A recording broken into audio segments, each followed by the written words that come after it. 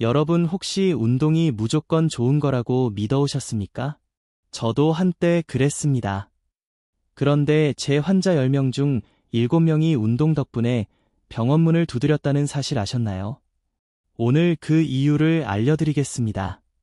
쇼트 지난달 제 친구 김영수 씨가 갑자기 연락이 왔어요.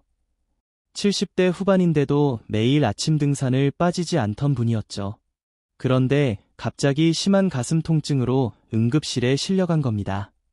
의사 진단은 협심증. 원인이 뭐였을까요? 바로 과도한 운동이었습니다. 우리 몸은 나이가 들면서 달라집니다. 20대처럼 운동하면 위험할 수 있어요. 특히 60대 이후에는 잘못된 운동이 오히려 건강을 해칠 수 있다는 사실 많은 분들이 모르고 계십니다. 제 친구 김영수 씨는 다행히 빠른 조치로 위험한 고비를 넘겼지만 그 이후로 삶이 크게 바뀌었습니다. 등산은 물론이고 가벼운 운동조차 두려워하게 된 거죠. 그런데 이건 또 다른 문제를 가져옵니다. 운동을 아예 안 하는 것도 건강에 좋지 않으니까요. 균형이 필요한 겁니다. 안녕하세요. 재활의학과 전문의 유지훈입니다. 82세의 나이에도 여전히 진료실에서 환자분들을 만나고 있습니다. 40년이 넘는 시간 동안 수천 명의 노년 환자들을 진료하면서 깨달은 중요한 사실이 있습니다. 바로 나이에 맞는 운동이 얼마나 중요한지에 대한 것이죠. 사실 저도 30년 전만 해도 운동은 많이 할수록 좋다고 생각했어요. 하지만 진료실에서 만난 수많은 환자들을 통해 그 생각이 얼마나 위험한지 깨달았습니다. 특히 60대 이후에는 운동의 방법과 강도, 시간대까지 모두 달라져야 합니다. 그렇지 않으면 건강을 지키기는커녕 오히려 건강을 해치는 결과를 가져올 수 있어요. 여러분의 건강에 더욱 많은 도움이 될 수 있도록 구독과 좋아요 눌러주시면 감사드리겠습니다. 이 정보가 필요한 가족이나 지인이 있다면 영상을 꼭 공유해주세요. 그분들의 건강을 지키는 열쇠가 될 수 있습니다. 오늘은 제가 진료실에서 실제로 만난 7분의 사례를 통해 나이 들어서 하면 안 되는 운동 습관에 대해 말씀드리겠습니다. 각 사례마다 과학적 이유와 올바른 대안도 함께 알려드릴 테니 끝까지 시청해 주시길 바랍니다. 저는 40년 넘게 재활의학과 의사로 일하면서 참 많은 환자들을 봤습니다. 그 중에서도 특히 가슴 아팠던 경우는 건강해지려고 시작한 운동 때문에 오히려 더 아프게 된 분들이었어요. 안타깝게도 이런 분들이 생각보다 많습니다. 우리 사회에 운동 무조건 좋은 것이라는 인식이 너무 강하게 자리 잡고 있거든요. 하지만 모든 약에 부작용이 있듯 운동도 잘못하면 독이 될 수 있습니다. 특히 노년기에는 더 조심해야 해요. 경북 구미에서 오신 77세 이춘금님의 사례부터 시작해볼까요? 이춘금님은 건강에 매우 신경 쓰시는 분이었습니다. 특히 매일 아침 5시 15층 아파트 계단을 오르내리는 운동을 시작하셨죠. 처음엔 좋았답니다. 다리에 힘이 생기는 것 같고 아침부터 상쾌한 기분으로 하루를 시작할 수 있었거든요. 하지만 3개월 정도 지나자 무릎 통증이 심해지고 아침마다 어지러움을 호소하셨어요. 처음에는 단순히 필요 때문이라고 생각하셨대요. 하지만 통증이 점점 심해지면서 결국 병원을 찾게 되었습니다. 제가 진찰을 해보니 무릎 연골이 상당히 마모된 상태였고 아침 어지러움은 혈압 변동이 심했기 때문이었죠. 선생님, 운동을 열심히 하는데 왜 오히려 건강이 나빠지는 거죠? 이춘금님의 질문에 저는 이렇게 설명해 드렸습니다. 아침 5시는 우리 몸의 혈압이 가장 높고 혈액의 점도도 높은 시간입니다. 사람의 체내 시계는 아침 일찍 깨어날 때 코르티솔이라는 스트레스 호르몬을 분비해 혈압을 올리고 신체를 활성화시키죠. 이 시간에 갑자기 심한 운동을 하면 혈압이 더 올라가 어지럼증이나 심혈관 문제를 일으킬 수 있습니다. 게다가 잠에서 막 깨어난 관절에는 윤활액이 충분히 분비되지 않았기 때문에 급격한 하중을 받으면 손상될 위험이 큽니다. 특히 15층이라는 높이는 무릎에 엄청난 충격을 줍니다. 내려올 때 한 계단마다 체중의 약 2배에서 3배 정도의 압력이 무릎에 가해진다고 생각하면 15층을 내려오는 동안 무릎이 받는 압력이 얼마나 큰지 상상이 되실 거예요. 해결책은 간단했습니다. 먼저 기상 후 따뜻한 물 한 잔을 마시고 방 안에서 가벼운 스트레칭을 5분 정도 해주는 겁니다. 이렇게 하면 몸의 혈액순환이 점차 좋아지고 관절도 서서히 활성화됩니다. 그리고 계단 운동은 오전 10시 이후에 시작하되 처음에는 5층만 오르내리다가 점차 늘려가는 방식으로 바꿨죠. 이충금님은 한 달 만에 무릎 통증과 어지러움이 사라졌다고 기뻐하셨습니다. 더 놀라운 것은 이렇게 바꾼 후에 오히려 체력이 더 좋아졌다는 거예요. 박사님, 이상해요. 운동량은 줄었는데 오히려 더 건강해진 것 같아요. 이충금님의 말씀에 저는 웃으며 대답했습니다. 네, 그게 바로 적절한 운동의 힘입니다. 양보다 질이 중요하거든요. 충남 천안에서 오신 74세 윤계자님의 경우는 어떨까요? 윤계자님은 TV를 보면서 깊은 스쿼트 30회를 매일 하셨다고 합니다. 유튜브에서 본 젊은 트레이너의 동작을 그대로 따라하셨죠. 허벅지 근육을 키우면 무릎 관절이 보호된다고 해서 시작했어요. 처음에는 약간 아팠지만 점점 나아질 거라 생각했죠. 윤계자님의 말씀이었습니다. 그러다 어느 날 무릎에서 뚝뚝 소리가 나더니 걷기조차 힘들어졌습니다. 병원에 오셨을 때 윤계자님의 얼굴에는 고통과 실망감이 가득했어요. 엑스레이 검사 결과 연골이 심하게 마모된 상태였죠. 집에서 바르게 운동하려 했던 노력이 오히려 건강을 해친 셈이었습니다. 윤계자님, 깊은 스쿼트를 할 때 발끝보다 무릎이 앞으로 나가면 연골에 가해지는 압력이 3배나 높아집니다.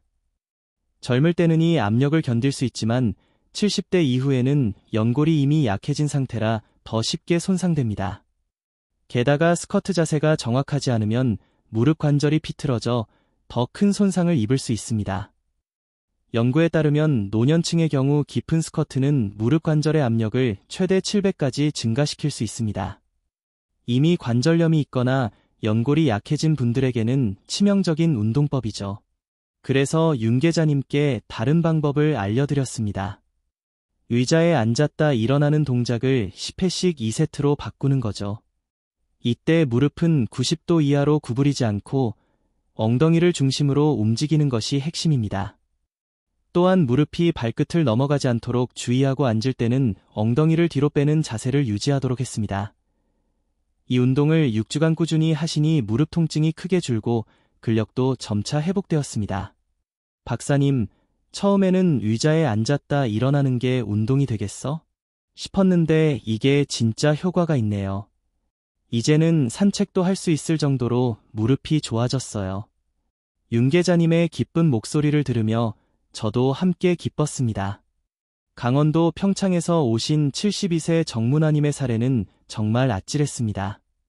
평소 건강하셨던 정문아님은 친구들과 함께 해발 1,000가 넘는 산을 오르기 시작했어요. 다팔른 경사에도 불구하고 쉬지 않고 정상까지 올라가려 했죠. 젊었을 때 산악회 활동을 했던 정문아님은 자신의 체력을 과신하고 있었습니다. 내가 체력이 좋아서 괜찮을 줄 알았어요. 게다가 다른 친구들보다 뒤처지기 싫었죠. 그런데 갑자기 가슴이 조여오고 숨이 턱 막히는 증상이 나타났습니다. 땀은 비 오듯 틀을렀고 심장은 터질 듯이 뛰었습니다. 다행히 빨리 내려와 병원에 가셨는데 협심증 진단을 받으셨어요. 검사 결과 심장 혈관이 일시적으로 수축되어 심장의 산소 공급이 부족해진 상태였습니다. 영문아님, 최대 심박수의 85%를 넘으면 혈관이 급격히 수축되고 산소 공급이 부족해집니다. 특히 70대 이상에서는 심장에 무리가 갈 수 있죠. 나이가 들수록 최대 심박수는 감소하기 때문에 젊었을 때와 같은 강도로 운동하면 심장에 과부하가 걸립니다. 게다가 급사를 오를 때는 산소 요구량이 급증하는데 노년층의 폐활량은 젊었을 때보다 30에서 40% 정도 감소하기 때문에 호흡 곤란이 쉽게 올 수 있어요. 저는 정문아님께 산행 방식을 바꾸도록 권했습니다. 급경사 코스 대신 경사가 10% 미만인 둘레길을 선택하고 15분 걷고 5분 쉬는 방식으로 바꾸셨어요. 또 등산 스틱을 활용해 무릎과 심장에 가는 부담을 줄이도록 했습니다. 무엇보다 중요한 것은 자신의 심박수를 체크하며 운동 강도를 조절하는 것이었죠. 70대의 경우 최대 심박수는 약 150 정도인데 안전한 운동을 위해서는 이의 70%인 105 정도를 넘지 않는 것이 좋습니다. 정문아님은 손목에 심박수 측정기를 착용하고 심박수가 100을 넘으면 반드시 쉬는 방식으로 운동했습니다. 이제 정문아님은 매주 산행을 즐기면서도 건강을 지키고 계십니다. 이제는 산에 오르는 게 스트레스가 아니라 정말 즐거워졌어요. 경치도 더 많이 볼 수 있고 친구들과 대화도 나눌 수 있으니까요. 서울 노원구에 사시는 80세 김선홍욱님의 이야기도 들려드릴까? 김선홍욱님은 팔 근력을 키우기 위해 500m 생수병을 양손에 들고 머리 위로 올리는 어깨 회전 운동을 하셨습니다. TV 건강 프로그램에서 본 운동이었죠. 팔이 자꾸 약해지는 것 같아서 근력 운동을 시작했어요. 생수병이 가벼워서 괜찮을 줄 알았는데 어느 날 갑자기 오른쪽 어깨에 찢어지는 듯한 통증이 왔고 팔을 들어 올릴 수조차 없었습니다. 밤에 통증이 너무 심해 잠도 제대로 못 주무셨대요. 검사 결과 회전근개 파열이 확인됐어요. 회전근개는 어깨를 감싸고 있는 내 개의 근육과 힘줄로 어깨 관절의 안정성과 움직임을 담당합니다.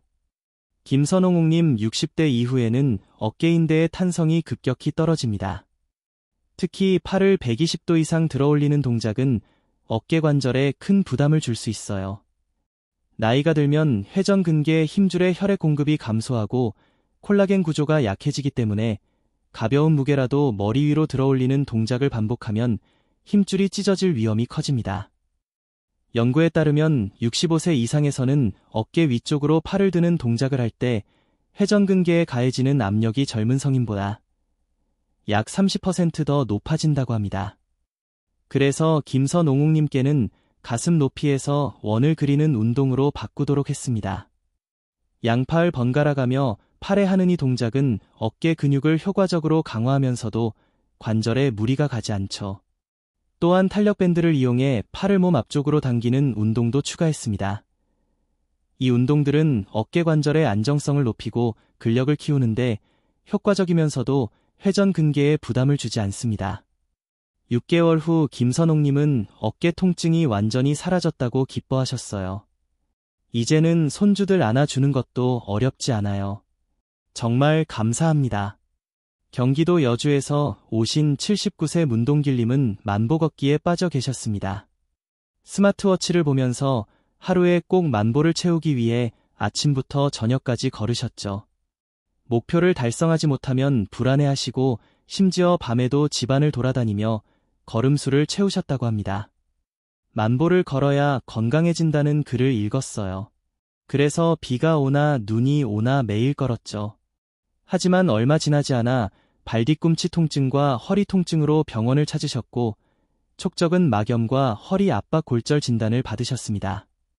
문동길님 장시간 반복적인 충격은 발뒤꿈치와 허리를 동시에 손상시킬 수 있습니다. 특히 나이가 들면 충격 흡수 능력이 떨어지기 때문에 무조건 많이 걷는 것보다 어떻게 걷느냐가 중요합니다. 촉저근막은 발바닥을 지지하는 두꺼운 섬유 조직인데 과도한 걷기로 인해 염증이 생길 수 있어요.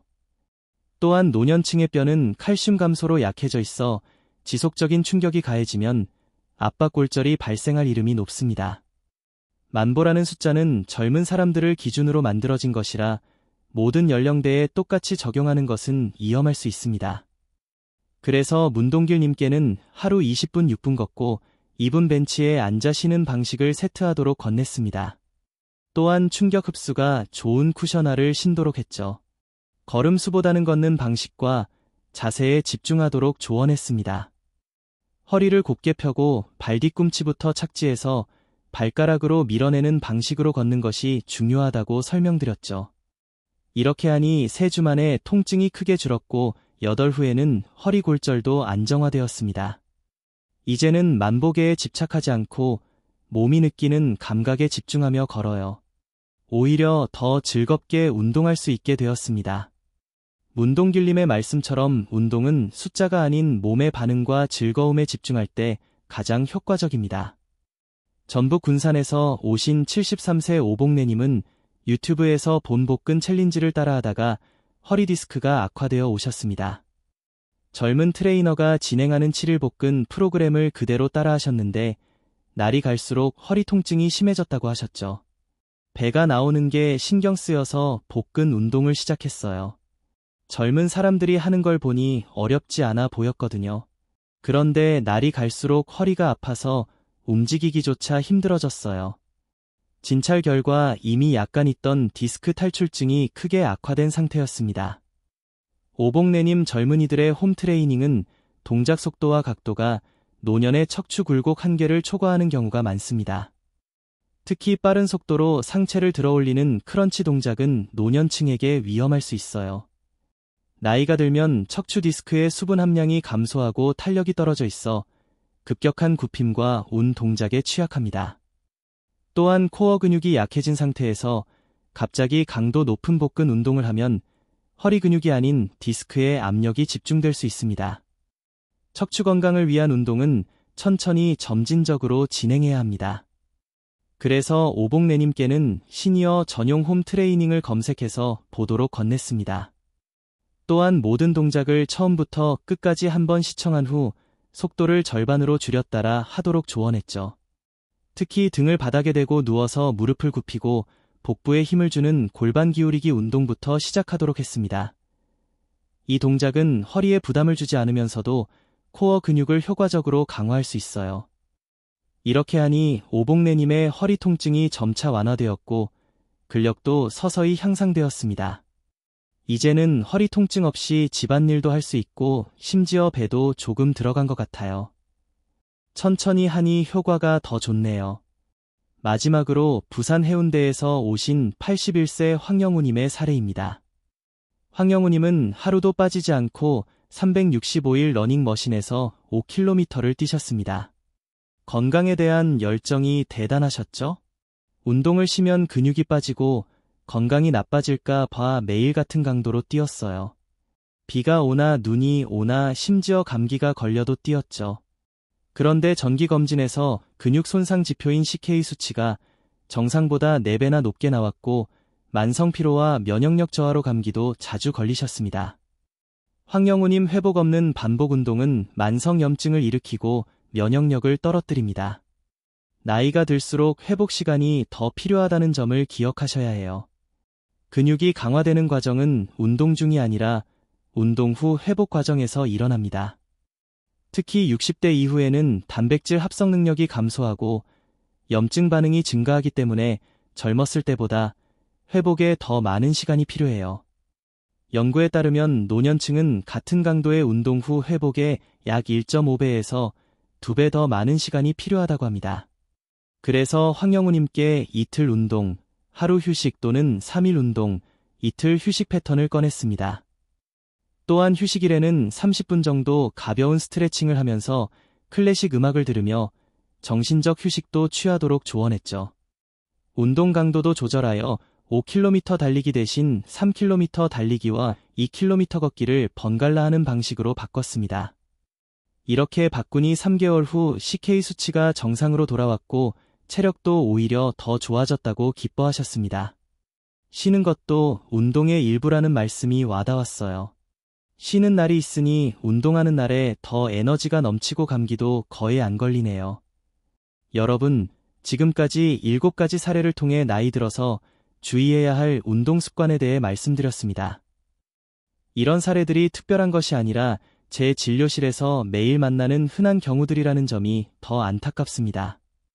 많은 분들이 젊은 시절의 운동 방식을 그대로 유지하려 하거나 젊은 세대의 운동법을 따라하다가 오히려 건강을 해치고 있어요.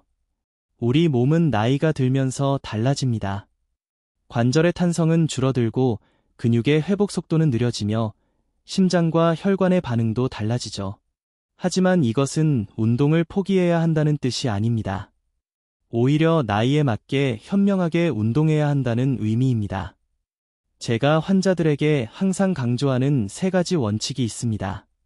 바로 천천히 꾸준히 즐겁게입니다. 첫째, 천천히는 운동의 속도뿐만 아니라 운동 강도를 높이는 속도도 포함합니다. 갑자기 높은 강도의 운동을 시작하지 말고 낮은 강도에서 시작해 천천히 높여가는 것이 중요합니다.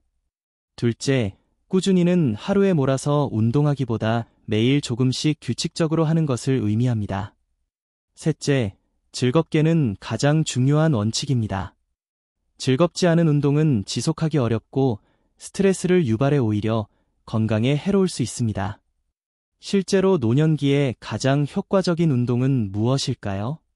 여러 연구에 따르면 걷기, 수영, 자전거 하기, 가벼운 요가나 태극권 같은 저충격 운동이 가장 좋습니다.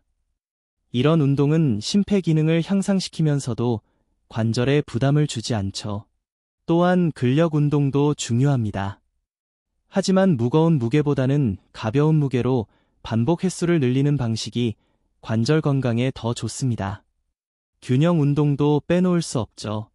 나이가 들면 낙상 위험이 커지는데 정기적인 균형 운동은 이를 예방하는 데 큰 도움이 됩니다.